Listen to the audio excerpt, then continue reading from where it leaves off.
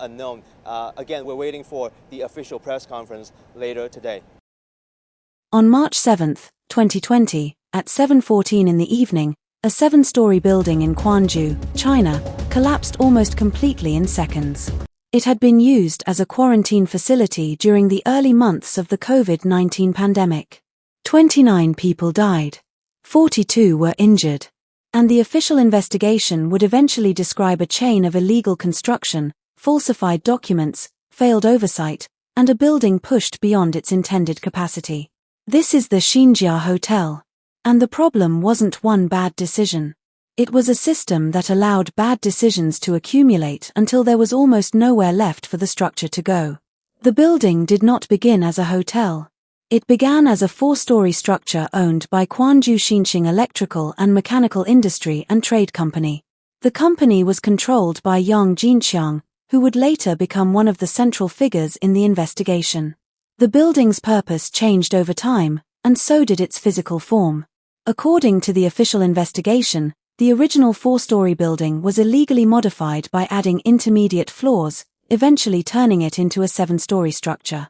That distinction matters. 3 additional levels weren't simply placed on top like extra boxes. The building was altered internally, changing the amount of weight carried by the structure and the way forces moved through it. The official investigation found that the company carried out illegal construction and reconstruction, while various intermediaries were involved in producing false documents and materials used in administrative approvals. The ambition was ordinary enough. More usable floor area meant more rooms. More rooms meant more commercial value. The building eventually operated as the Xinjia Hotel, and in early 2020, during the coronavirus outbreak, it was selected as a centralized quarantine and health observation facility for people arriving from outside the area. And then the building had to carry its own history. The final structure had 7 stories, but according to the investigation, its original form had been 4 stories before the illegal addition of intermediate floors. The investigators concluded that the building had reached its ultimate load-bearing capacity. That phrase sounds technical. It isn't. It means the structure had been pushed to the edge of what its load-bearing system could support. The official investigation also found that the building was already in a critical state before the collapse. At the time of the disaster, people were inside because the building had been designated as a quarantine location. The structure was no longer simply a commercial property. It had become part of the public health response to a global emergency.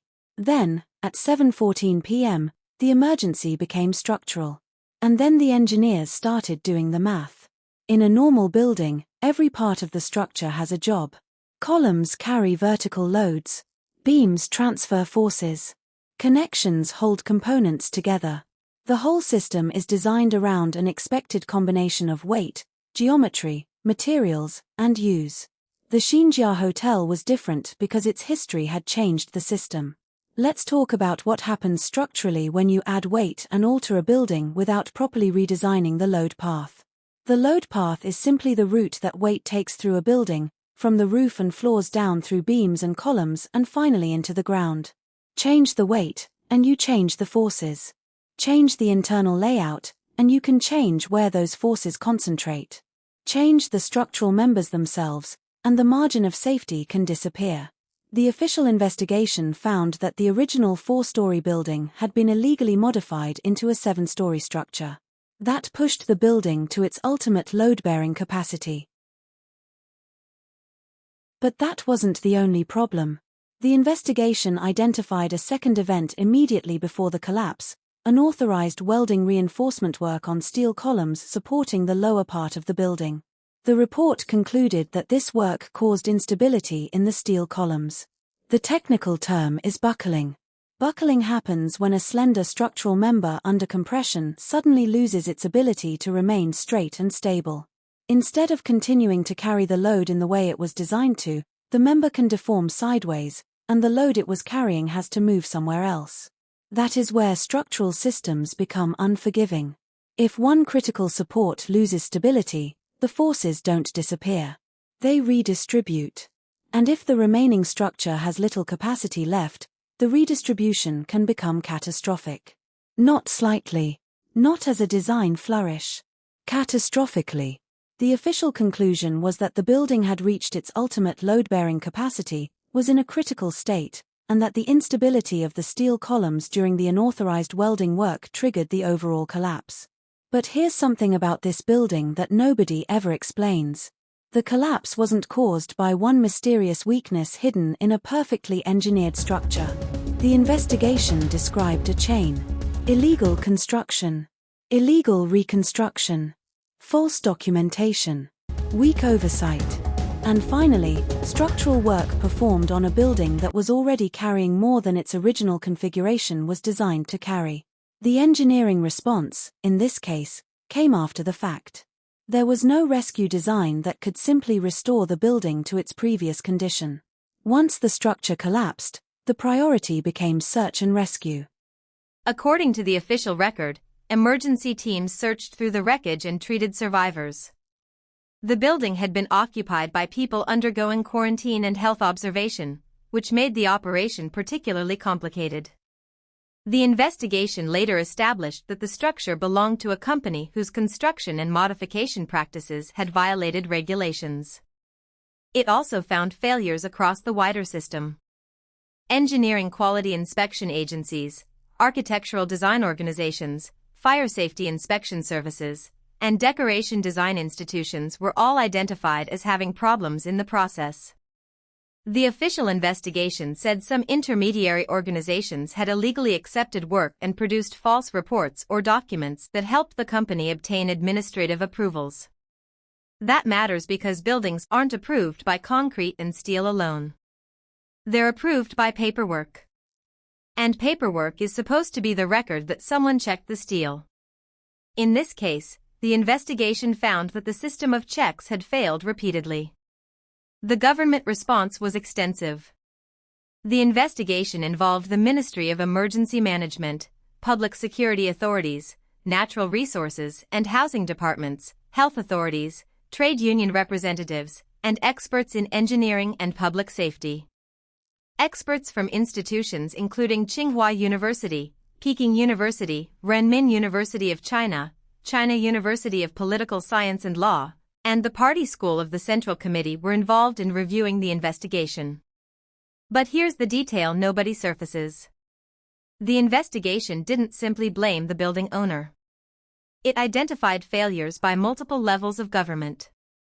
Housing and urban-rural development authorities failed to properly supervise construction safety. Urban management authorities failed to adequately deal with illegal construction. Other departments were criticized for weak. The local sub-district government was also found to have failed to report and address the illegal construction over a long period. And this part barely gets mentioned anywhere. The building was not just a structural object. It was also a bureaucratic object. A permit. An inspection. A fire safety document. A construction record. A quarantine facility. Every ordinary system that surrounds a building had to work. And several of them didn't. The incident itself unfolded with brutal simplicity. At approximately 7:14 p.m. on March 7th, the building collapsed. Within minutes, the site became a rescue operation. People were trapped inside the debris. Rescue teams arrived. Medical teams worked alongside firefighters. The structure that had been standing as a 7-story building was now a mass of collapsed structural members and debris. By the time the rescue operation was complete, 29 people had died and 42 had been injured, according to the official investigation published by Fujian authorities. Nobody needs a dramatic soundtrack for that number. 29. 42. The building had become a quarantine facility during a public health crisis. Instead of protecting people during an emergency, it became another emergency itself. And that is where the Xinjia Hotel separates itself from other structural failures we've covered. The Surfside condominium collapse in Florida involved a 12-story residential building and 98 deaths. The Morandi Bridge collapse in Genoa killed 43 people. The Rana Plaza building collapse in Bangladesh killed more than 1,100 workers. Different structures. Different mechanisms. Different failures. Here is the fundamental difference between the Xinjia Hotel and every other building failure we've covered. This wasn't simply a case of an old structure deteriorating over decades. The official investigation found a building repeatedly altered beyond its original configuration, combined with illegal construction and inadequate. The failure was cumulative. And that makes the story less comfortable, not more. Because every stage looked manageable. Until they weren't. The consequences did not end when the rubble stopped moving. The investigation identified 23 people suspected of criminal responsibility who were subjected to criminal measures, including Yang Jinqiang. Later, Chinese courts heard criminal cases involving the hotel and related officials. In 2021, a court convicted defendants in cases involving major responsibility for the accident and other offenses connected to the construction and approval process. Government accountability followed as well. According to the Fujian Discipline Inspection Authorities, 49 public officials were held accountable through disciplinary or legal processes connected to the incident. Think about what that means for a moment. 29 people died. But the official record didn't end with a single person being blamed. It described a network. Owners, contractors, intermediaries, inspectors, administrative departments, local government. Each failure made the next one easier. The most important technical issue was not age. It was capacity. A structure can remain standing for years while operating with problems that aren't immediately visible to the public. But here's the question that sits beneath all of this. What happens when the paperwork says one thing, the building physically contains another, and nobody takes responsibility for reconciling the two? That is the real danger. Not because every illegally modified building will collapse. It won't. But because engineering depends on knowing what you're actually dealing with. You can't properly assess a structure if its history is incomplete. You can't calculate a safe load if the building has been modified without proper documentation. And you can't inspect a risk that the system has officially decided doesn't exist. The Xinjia Hotel was not a 50-year-old building reaching the end of its life. It was a relatively recent structure that had been altered and used in ways that exceeded its original configuration. There is no historical data for what a building altered in this way looks like after 50 years, because the question isn't really about age. The question is about what was changed, who recorded it, and whether anyone checked the consequences. The engineers who study future failures will not need to guess what happened here. The investigation is public. The dates are public. The construction history is documented. The deaths are documented. The failures in oversight are documented. And yet, the most important lesson is surprisingly ordinary. Buildings don't become dangerous because they're buildings. They become dangerous when the relationship between design, construction, inspection, and use breaks down. A hotel guest doesn't think about load paths while walking down a corridor. They think about the temperature of the air conditioning, the sound of an elevator door closing, the weight of a suitcase rolling over a tiled floor, the person in the room next door. In the Xinjia Hotel, people were there for a completely different reason. They were isolated during a global health crisis, waiting for the uncertainty outside to pass. They couldn't have known that the uncertainty was already inside the walls. And none of them were thinking about steel column instability. They were thinking about going home. Today, the Xinjia Hotel is no longer a functioning hotel. Its story survives in investigation reports, court records, government documents, and the memory of the people who were there. The building is gone. But the system that allowed it to become what it became is the part worth remembering. Because somewhere, right now, someone is walking into a building without thinking about the structure above them. They don't need to. That's what engineering and regulation are supposed to be for. The question is what happens when the records, the inspections, and the responsibilities stop matching the physical building. Drop it below. Who do you think was ultimately responsible? The owner, the contractors, or the officials who failed to stop it? See you in the next one. Verify. Case: Xinjia Hotel Collapse, Quanzhou, Fujian, China. Date of collapse: March 7, 2020. Time of collapse: approximately 7:14 p.m. Original building configuration: 4 stories. Modified configuration: 7 stories.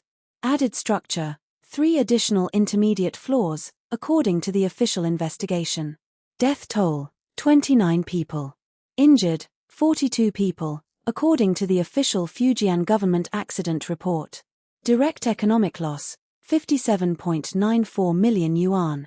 Building owner company, Quanzhou Xinxing Electrical and Mechanical Industry and Trade Company. Hotel, Xinjia Hotel, also known as Xinjia Express Hotel in international reporting. Actual controller, Yang Jinqiang. Official finding, illegal construction, reconstruction, and reinforcement work were major causes of the collapse. Structural condition, the investigation found the building had reached its ultimate load-bearing capacity and was in a critical state. Immediate structural mechanism, unauthorized welding reinforcement work on lower supporting steel columns caused instability and contributed to the overall collapse. Technical mechanism, steel column instability, described in structural engineering as buckling. Use at time of collapse, centralized quarantine and health observation facility for people arriving from outside the area during the COVID-19 pandemic. Investigation body, State Council-led investigation group involving relevant national ministries and Fujian provincial authorities. Expert institutions involved in third-party review, Tsinghua University, Peking University, Renmin University of China, China University of Political Science and Law, and the Party School of the Central Committee. Criminal accountability, 23 people were subjected to criminal measures during the investigation, according to the Ministry of Emergency Management. Later court proceedings, cases involving Yang Jinqiang and others were heard in 2021. Public official accountability, Fujian discipline inspection authorities reported that 49 public officials were held accountable through disciplinary or legal processes. Government oversight failures, official investigations identified failures involving housing and urban-rural development, urban management, planning, public security, fire safety, local government, and related supervisory functions. Investigation conclusion, the collapse was primarily caused by illegal